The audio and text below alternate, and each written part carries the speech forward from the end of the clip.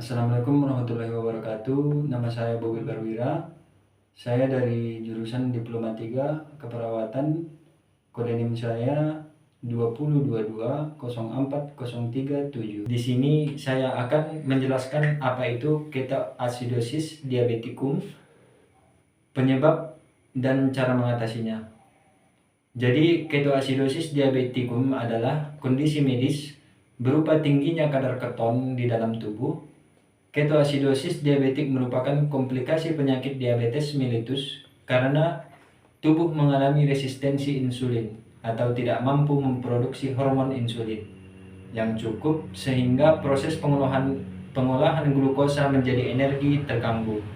Akibatnya, tubuh akan membakar lemak untuk dijadikan sebagai energi dan menghasilkan asam darah atau keton.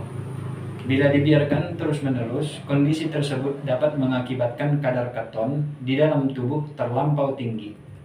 Ketoacidosis diabetik dapat berakibat fatal apabila tidak ditangani dengan segera. Bahkan kondisi ini bisa menyebabkan koma, diabetes, hingga berujung kematian. Maka dari itu, pengidap diabetes perlu mewaspadai kondisi ini dengan rutin, melakukan pemeriksaan kadar keton melalui tes darah atau urin. Penyebab ketoacidosis diabeticum. Penyebab utama ketoacidosis diabetik adalah rendahnya hormon insulin yang membuat tubuh tidak dapat memproses glukosa menjadi energi. Tubuh akhirnya akan membakar lemak untuk dijadikan sebagai energi yang menghasilkan keton. Sedangkan keton ini bersifat asam yang tidak baik bagi tubuh bila kadarnya berlebih. Selain itu, terdapat pula sejumlah faktor yang turut meningkatkan risiko pengidap diabetes terkena ketoacidosis diabetik, antara lain menderita infeksi atau penyakit tertentu seperti pneumonia atau infeksi saluran kemih yang menyebabkan tingginya hormon adrenalin dan hormon kortisol pada tubuh. Hormon tersebut bekerja berlawanan dengan fungsi insulin sehingga memicu peningkatan kadar keton dalam tubuh. Tidak melakukan terapi insulin secara rutin. Melakukan terapi insulin dengan dosis yang tidak sesuai anjuran dokter. Serangan jantung, stroke, pankreatitis, kehamilan, efek samping obat-obatan tertentu seperti kortikosteroid atau diuretik, mengalami trauma fisik maupun emosional.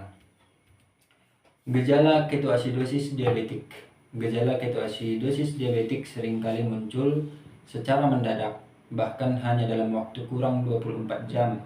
Gejala khas ini ketoacidosis diabetik adalah bau mulut yang beraroma menyerupai buah. Selain itu, beberapa gejala umum ketoacidosis diabetik adalah sebagai berikut. Rasa haus yang tidak kunjung hilang meskipun sudah minum. Frekuensi buang air kecil meningkat, tubuh terasa lemas dan mudah lelah. Mual dan muntah, nyeri perut, nafas pendek, sakit kepala, linglung, penurunan kesadaran, mata berkunang-kunang, nyeri atau kaku pada otot, gangguan keseimbangan elektrolit yang mempengaruhi kerja jantung, syaraf, dan otot. Lalu diagnosis ketoacidosis diabetik. Diagnosis ketoacidosis diabetik dilakukan dengan serangkaian pemeriksaan medis, diantaranya tes darah. Sampel darah pasien akan diambil untuk mendeteksi kadar gula darah, keton, elektrolit darah, serta tingkat keasaman darah pada laboratorium. Tes urin. Sampel urin pasien diambil untuk memeriksa kadar keton dalam urin. Elektrokardiogram. Keseimbangan elektrolit yang dialami oleh pasien ketoacidosis diabetik dapat mempengaruhi aktivitas listrik jantung, sehingga pemeriksaan elektrodiogram perlu dilakukan untuk memeriksa kondisi tersebut. Penanganan ketoacidosis diabetik. Terapi ketoacidosis diabetik dilakukan dengan tujuan menstabilkan kondisi pasien serta mengurangi asam berlebih dalam tubuh. Tindakan medis lainnya yang dilakukan untuk menangani ketoacidosis diabetik diantara lainnya menggantikan elektrolit. ketoasidosis diabetik dapat menyebabkan kadar elektrolit dalam tubuh menjadi tidak seimbang dan bisa mempengaruhi fungsi organ tubuh tertentu seperti jantung, otot, syaraf.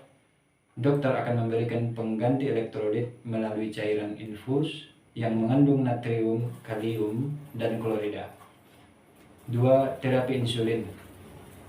Terapi insulin juga dilakukan untuk menangani ketoasidosis diabetik. Pemberian insulin pada pasien ketoasidosis diabetik dilakukan melalui cairan infus dan injeksi untuk menurunkan kadar gula darah. Pemberian obat-obatan, dokter akan meresepkan obat-obatan tertentu, nomor 3 ini, seperti obat antibiotik apabila terjadi infeksi. Lalu kita akan membahas tentang pencegahan ketoasidosis diabetikum. Ada beberapa cara yang penting untuk dilakukan penderita diabetes untuk mencegah terjadinya ketoasidosis diabetik. Karena tadi ketoasidosis diabetik ini adalah komplikasi penyakit diabetes. Lalu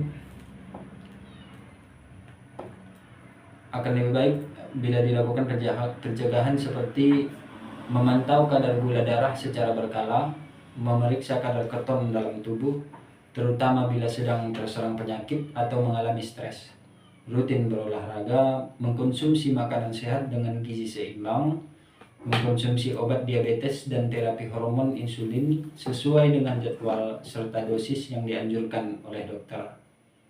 Minum air putih yang cukup, kurang lebih 2 liter per hari.